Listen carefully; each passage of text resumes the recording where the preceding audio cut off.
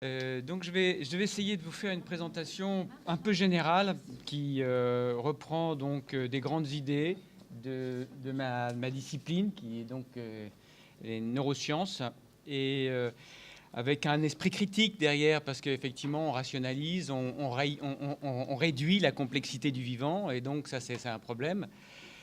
Et aussi, on a besoin de mesures. C'est pour ça qu'on a besoin des physiciens. On a besoin de mesurer des choses. Et donc, mais c'est pas pour ça, c'est pas pour autant qu'on doit comprendre le cerveau comme une machine, par exemple. Vous voyez ? C'est-à-dire que le corps-machine, c'est très cartésien. Hein, et donc, la pensée occidentale est très cartésienne.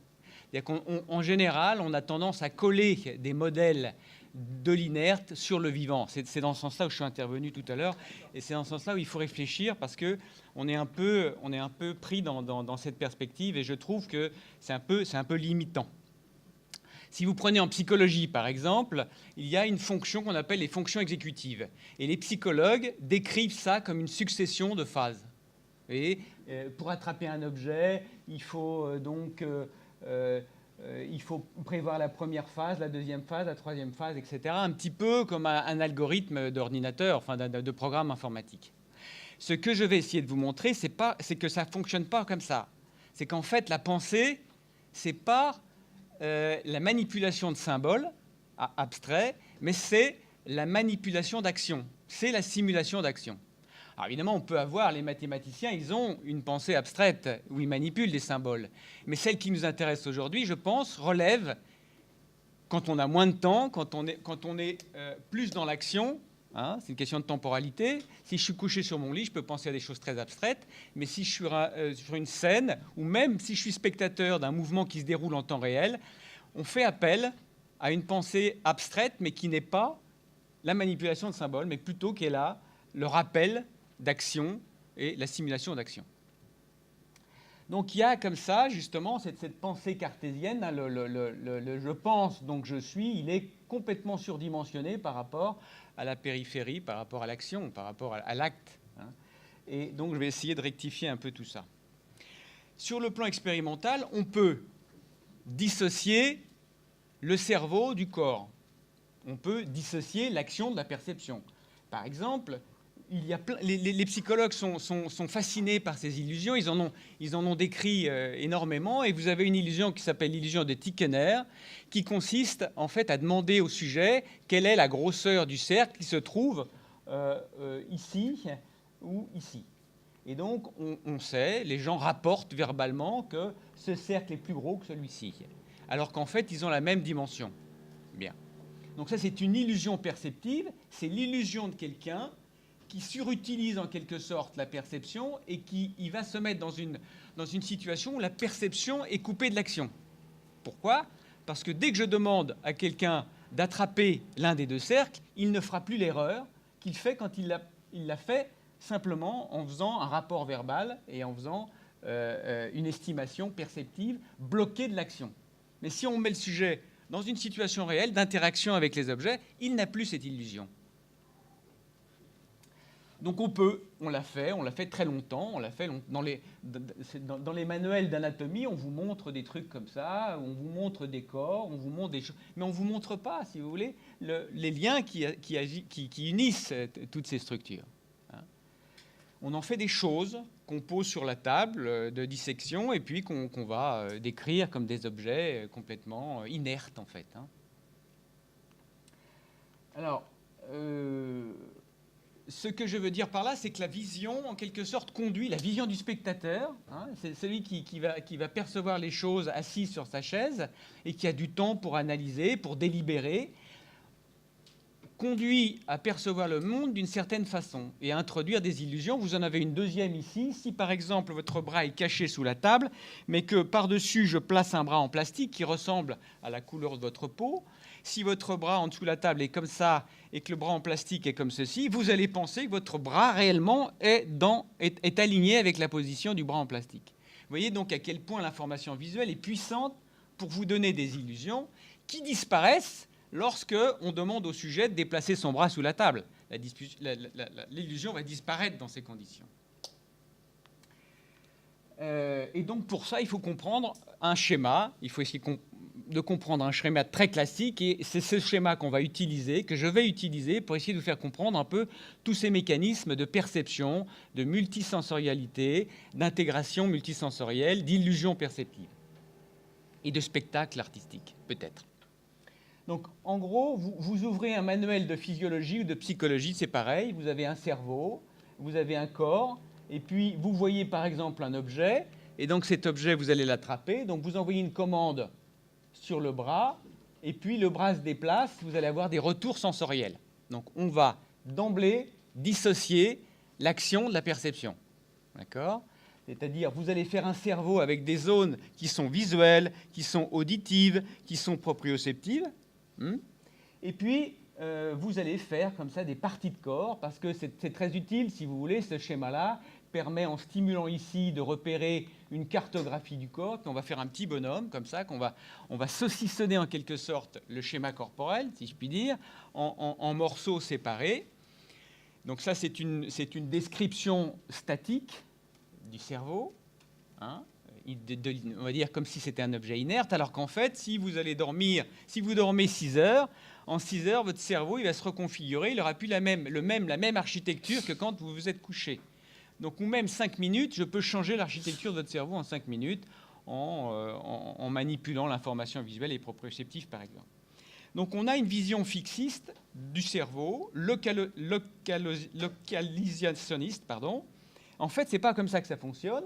Ça, c'est vrai, mais c'est partiellement vrai, parce que les connexions, elles sont horizontales, et tout est dans tout. C'est-à-dire que quand je fais ça, eh bien, j'ai en même temps, si vous voulez, des activités de mon épaule, ou j'ai même probablement des informations qui sont envoyées à mes pieds, parce que quand je fais ce mouvement-là, eh bien souvent, je mobilise la main avec les pieds. Vous voyez, donc le cerveau, il le sait, donc il va associer toute cette partie de corps, et il va oublier en quelque sorte ce petit bonhomme qu'il y a au-dessus, là, qu'on nous a représenté pour nous représenter l'anatomie statique du cerveau.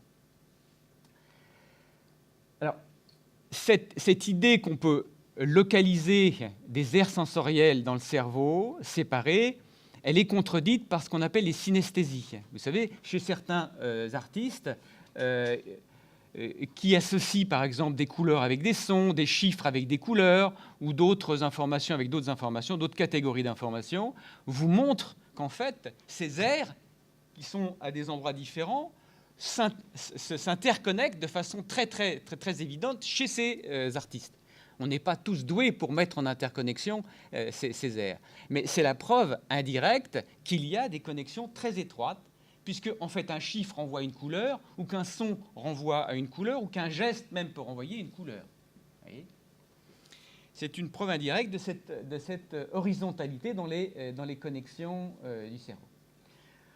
Pourquoi c'est comme ça ? Pourquoi c'est interconnecté ?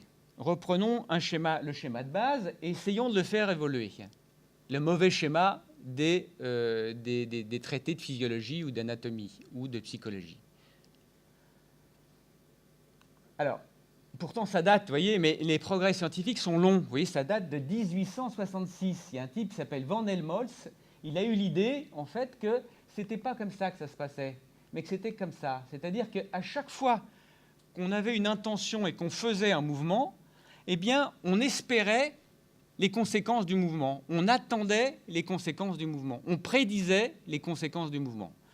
Vous le voyez formalisé visuellement sur ce schéma. Vous envoyez une commande en fait pour attraper une bouteille, par exemple. Cette bouteille, vous la croyez vide, donc vous vous attendez à un retour sensoriel qui est une bouteille vide, parce que vous avez un poids, hein, une masse à cet objet, mais manque de chance, elle est pleine. Donc vous allez pouvoir comparer votre projet avec la réalité. D'accord ? Et donc l'essai d'après, vous allez pouvoir modifier la commande sur cet objet. Donc le cerveau fonctionne en partie beaucoup comme ça, par des systèmes qui conduisent à prédire en permanence ce qui va se passer. Et prédire en permanence des sensations. C'est-à-dire ce qu'on peut mesurer avec le corps. Le corps, il mesure des sensations, il envoie des retours sensoriels, il n'envoie pas des équations. Ce qui est représenté dans le cerveau, ce n'est pas des équations, ce n'est pas des chiffres, ce n'est pas des symboles. Ce sont des retours sensoriels sur les interactions avec le réel. Après, on peut formaliser ça. sans aucun problème. Donc c'est important parce que c'est ce qui va vous permettre d'apprendre ce signal d'erreur. Hein. Je ne le mets pas en rapport avec les autres structures du cerveau, mais en gros c'est comme ça que ça se passe. Et puis vous allez vous faire une expérience singulière du monde, c'est-à-dire que votre intention, c'est votre intention à vous qui est singulière, c'est pas la même que tout le monde. Vos expectations, vos attendus sont spécifiques à votre passé, à votre culture, à ce que vous avez vécu. Et donc, vous allez avoir, comme ça, vous allez construire une expérience singulière du monde par ce mécanisme très simple, simpliste, que je vous montre ici. Mais on peut y ajouter, si vous voulez, après, on sait que ça se passe à tous les niveaux de conceptualisation du cerveau, à tous les niveaux d'abstraction du cerveau, cette idée que le mouvement volontaire, l'intention, l'envie de faire des choses, va générer cette nécessité d'attendre ou cette prédiction sur ces retours sensoriels. Donc la volonté, les croyances, l'imagination vont se projeter à travers ce processus jusqu'aux attributions d'intention, c'est-à-dire que vous pouvez espérer donc soulever une bouteille avec une certaine masse, donc un poids, mais vous pouvez aussi, lorsque vous allez serrer la main de quelqu'un, espérer ou en tout cas lire l'état d'esprit dans lequel il se trouve, et puis savoir s'il est de bonne humeur ou s'il est de mauvaise humeur. C'est un peu le même principe, on va dire. Mais tout ça en l'absence de symboles mathématiques, mais toujours en présence de sensations et de simulations d'actions potentielles. Donc on peut arriver à, si vous voulez, à rentrer dans la peau d'un personnage ou comprendre l'état d'esprit d'un personnage sans avoir à passer par des symboles compliqués. Donc, quand on fait, par exemple, un mouvement imaginé, quand on imagine, l'imagination, c'est quoi? C'est projeter, comme ça, ces attendus, mais sans pouvoir les comparer avec la réalité.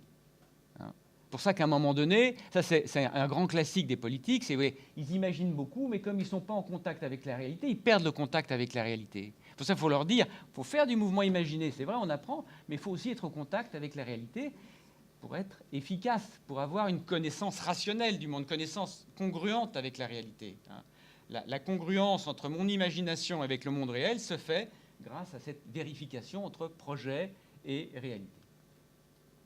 C'est tellement fort, si vous voulez, ce mécanisme-là, c'est tellement fort, ce principe de projeter ce qu'on sait sur ce qu'on voit, c'est illustré par la science-fiction. C'est-à-dire que la science-fiction a énormément de difficultés à imaginer autre chose que ce qu'on est.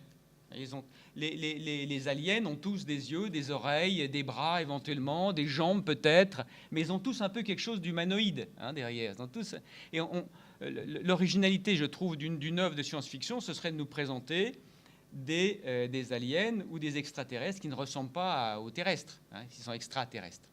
Aux terriens, plutôt.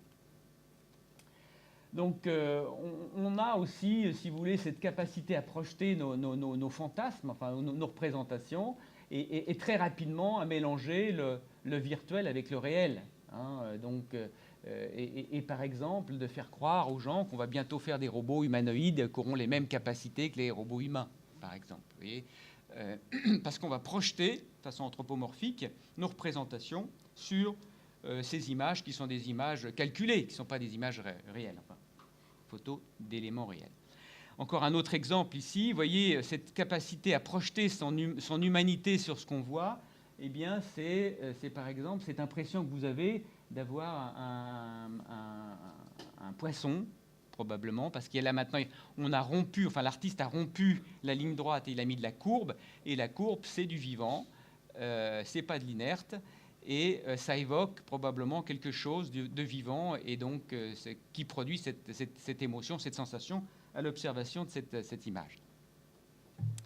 Alors, il y a aussi une conséquence aussi très importante, c'est que quand vous avez la possibilité de comparer cet attendu sensoriel avec la réalité, vous annulez les sensations. C'est-à-dire que, par exemple, quand je fais ça, je sens presque rien. Mais si je fais ça et que vous le faites sur ma main, là, je vais sentir. Pourquoi? Parce que quand je le fais, la commande que j'envoie sur ma main gauche, ici, prévoit déjà le retour sensoriel. Donc j'annule. Ma vie de tous les jours est presque sans sensation, parce que je prédis tout ce qui va se passer.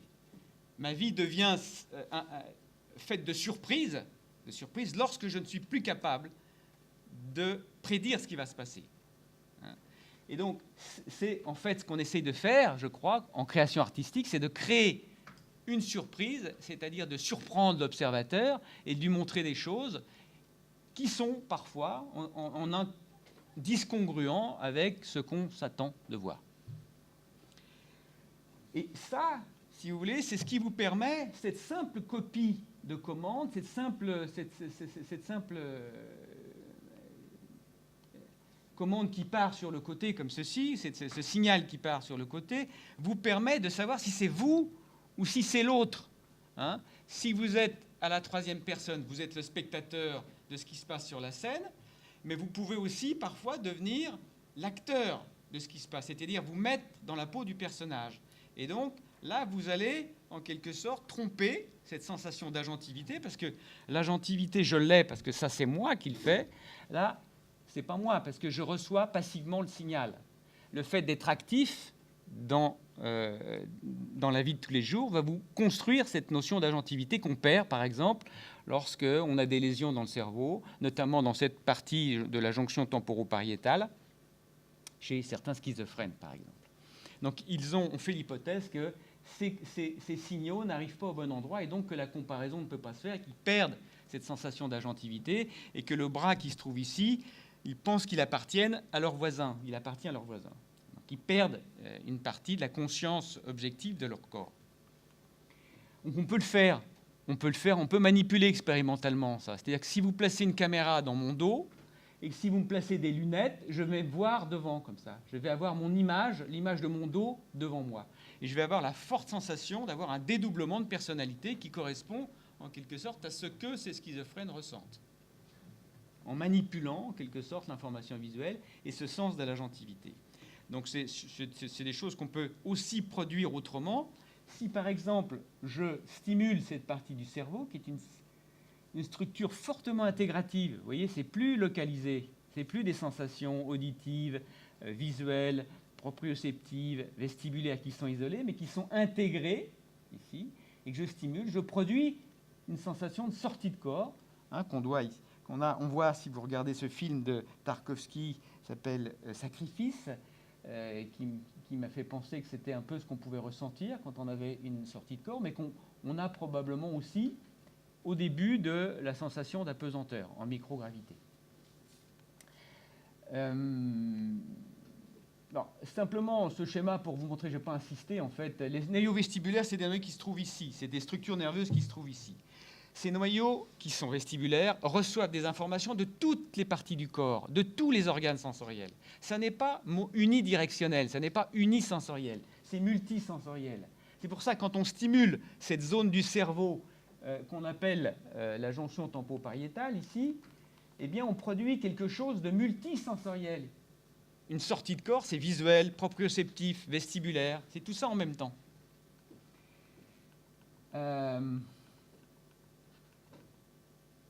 Donc, je passe là-dessus. Et maintenant, je vous montre que ce que je viens de dire avec des substrats nerveux, on le savait déjà depuis un certain temps du point de vue comportemental. Le fait de couper l'action de la perception, c'est un dispositif expérimental de type cartésien, occidental. Le cerveau ne fonctionne pas comme ça. On peut le faire fonctionner comme... on peut être spectateur des choses. Mais la plupart du temps, quand vous êtes dans l'action, quand je vous parle, je ne suis pas spectateur de moi-même. Je suis dans l'action, c'est-à-dire que je ne me regarde pas. Hein, je ne pense pas sur ma pensée, en quelque sorte. Hein, c'est une conscience qui est immédiate et qui me permet d'interagir efficacement avec l'environnement. Découper donc la perception avec l'action, vous avez certaines pathologies, par exemple comme le syndrome de Möbius, où des patients paralysés du visage ne peuvent pas exprimer certaines émotions faciales, hein, comme on est capable d'exprimer la peur, le rire, le dégoût, etc. Et à la fois, ils sont incapables de les produire, mais ils sont incapables de les percevoir. C'est-à-dire que si vous leur montrez des images comme ça, ils ne sont pas capables de vous dire à quoi elles correspondent du point de vue émotionnel. Donc, la déficience motrice a un impact sur la déficience perceptive.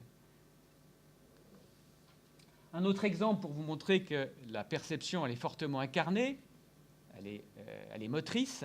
Si par exemple je vous montre l'horloge atomique, ici, des physiciens, et je vous demande dans quel sens la grande aiguille se déplace.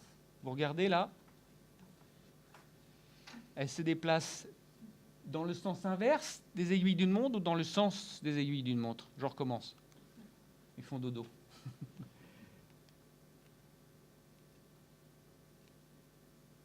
Dans le sens inverse, vous êtes d'accord? Bien. Donc là, le mouvement apparent dont on a parlé tout à l'heure, c'est le mouvement qui semble être réel de l'aiguille, qui est abstrait, enfin qui n'existe pas, se fait dans le sens le plus court, dans le chemin le plus court.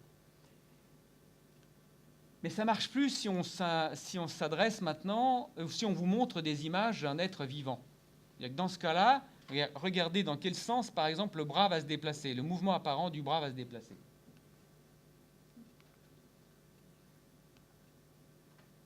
Donc là, la plus grande partie d'entre vous a la sensation que le bras se déplace dans une direction qui est compatible avec les limites articulaires.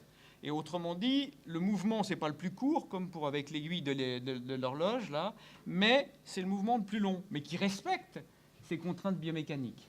Donc ça veut dire que la perception et l'injection d'un mouvement apparent dans le cerveau se fait sous la contrainte des contraintes biomécaniques, des représentations biomécaniques qu'on a dans le corps. Donc vous voyez, on perçoit ce qui est en accord avec ce qu'on se représente sur le plan moteur. Alors, je passe là-dessus peut-être, bon, c'est un autre exemple, mais je vais essayer d'accélérer. Tout à l'heure, j'ai dit que le cerveau, ce n'était pas un organe isolé, et je crois que c'est vraiment maintenant le pas qu'il faut franchir dans le domaine des sciences de la vie, c'est-à-dire ne plus considérer le cerveau comme un organe isolé, mais comme quelque chose qui est fait pour interagir. Il y a le langage pour communiquer, mais il y a aussi le corps pour communiquer, le regard pour communiquer. Et vous voyez que ça, c'est quelque chose qui est complètement compulsif chez l'enfant et qu'on apprend ensuite à inhiber. Si vous prenez donc des nouveau-nés, vous vous penchez au-dessus d'un berceau, la maman fait bas, le bébé fait bas. Avec, c'est pareil, de jeunes chimpanzés, vous avez cette imitation compulsive qui est très bien identifiée. Au fur et à mesure de la maturation, le cerveau, notamment les parties antérieures du cerveau, vont arrêter cette imitation compulsive, parce que ce n'est pas tellement utile du point de vue de l'intersubjectivité, ça fait un peu bizarre. Si je suis en face de quelqu'un et que je mime ce qu'il est en train de dire, je passe pour quelqu'un de bizarre. Donc c'est quelque chose qui est présent biologiquement dans le cerveau, cette capacité à tenir compte de l'autre et à se mettre dans la peau de l'autre. C'est-à-dire, pour le comprendre, il faut simuler son action. Ça rejoint un peu ce que je vous ai dit tout à l'heure. C'est le principe des neurones miroirs, qui, en fait, qu'on surdimensionne par rapport, si vous voulez, à ce résultat. Ce résultat, elle a simplement montré, les neurones miroirs ont simplement montré que entre la vision, on va peut-être essayer de le faire ici. Par exemple, si je vous anime ça, si ça fonctionne.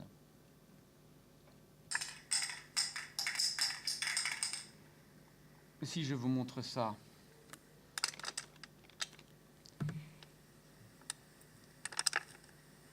Ou si je vous montre ça, ou si je vous montre encore ça. Je peux le faire donc avec des vidéos et je peux enregistrer votre cerveau et je constate que le cortex moteur s'active à la perception de ces différentes images. Autrement dit, on vous a dit depuis des années que le cortex moteur c'était fait pour produire du mouvement, et là, les gens qui découvrent les neurones miroirs vous disent non, le cortex moteur c'est un cortex sensoriel. Non, le cortex sensoriel c'est un cortex moteur. Vous voyez, donc ça nécessite une espèce de révolution copernicienne par rapport donc à la compréhension du cerveau. Alors, plus étrange encore, c'est que si maintenant, simplement, je vous fais écouter ces actions, eh bien, les zones du cerveau seront actives. Les zones motrices seront aussi actives. Autrement dit, à l'audition des conséquences des actions, les aires motrices s'activeront. Donc, faire un geste, mais produire un geste et produire du son avec un geste va activer des zones motrices. Alors, donc l'idée, c'est ça, hein, pour résumer, en fait, quand vous faites ce geste-là, réellement, si l'acteur fait ce geste-là, vous allez mettre en jeu ce petit schéma que je vous ai montré tout à l'heure, mais l'observateur, lui, va faire la même chose, il va simplement simuler, en fait, l'action sans la réaliser, un peu comme un mouvement imaginé, mais de façon implicite. Un mouvement imaginé, c'est un mouvement qu'on veut, qu'on désire. Hein, par exemple, je désire me lever et puis sortir de la salle mentalement. Là, vous n'en avez aucune sensation, enfin, vous n'avez aucune conscience explicite, si je puis dire. Hein. Donc c'est quelque chose qui se fait à votre insu. Autrement dit, il faut considérer des états de conscience qui sont différents. C'était un peu le sens de ma remarque tout à l'heure. Je pense que les animaux ont une conscience de ce qui se passe autour d'eux. L'homme, qui a beaucoup d'animalité, a une conscience, mais qui est issue de cette conscience animale, qui est basée sur une simulation des actions, qu'on peut verbaliser après, sur lesquelles on peut mettre des représentations très compliquées, mathématiques, symboliques, etc. Tout dépend du temps dont on dispose. Si je suis tranquillement assis sur mon fauteuil ou dans mon lit, je peux avoir une conscience explicite, être spectateur de moi-même. Mais lorsque je suis le spectateur d'un acteur et que je rentre en fait dans la peau du personnage, je ne peux plus avoir cette conscience parce que je ne peux plus délibérer. Je n'ai plus le temps pour la délibération. Donc vous voyez que le spectacle d'une œuvre peut s'aborder de deux façons différentes, de deux états de conscience différents. Je ne dis pas qu'il y a une rupture entre les deux, hein, qu'il y a une espèce de va-et-vient entre les deux. Donc c'est très utile en fait d'utiliser le corps pour percevoir, parce que pour les hommes préhistoriques, vous voyez, quand il y avait une proie qui disparaissait, eh bien le prédateur était capable, sans l'information visuelle, d'avoir des informations visuelles en quelque sorte. Et puis ça permet de communiquer avec le corps, ça permet de partager les émotions, ça permet tout ce que vous essayez de développer quand on est artiste. C'est ça qui est intéressant, c'est justement sur ces photos. C'est Truffaut, c'est la séance de marionnettes au Luxembourg. Et donc, regardez ce film à nouveau et vous verrez que les enfants, ils sont en train de répéter ce que fait la marionnette. Ils sont exactement dans le... Et ça, Truffaut ne le savait pas, mais il avait eu l'intuition. Donc la cognition, la perception, ce sont des expériences de pensée, mais ce sont des expériences de pensée incarnées et non pas désincarnées. Non pas que désincarnées avec des symboles mathématiques. C'est ce qui permet de nous émouvoir et probablement, même si on n'a rien à voir du point de vue de la motricité avec ce type de photos, on ne peut pas s'empêcher quand même de projeter une action dans le mouvement d'une vague. Ça a été utilisé, ou c'est utilisé intuitivement par de nombreux artistes. Je crois que je vais encore une diapo. Oui, c'est tout. J'ai juste une diapo, simplement pour vous montrer qu'on peut aussi découpler l'action de la perception. C'est ce qu'a fait Salvador Dali dans cette œuvre très provocante comme il en a l'habitude. Merci de votre attention.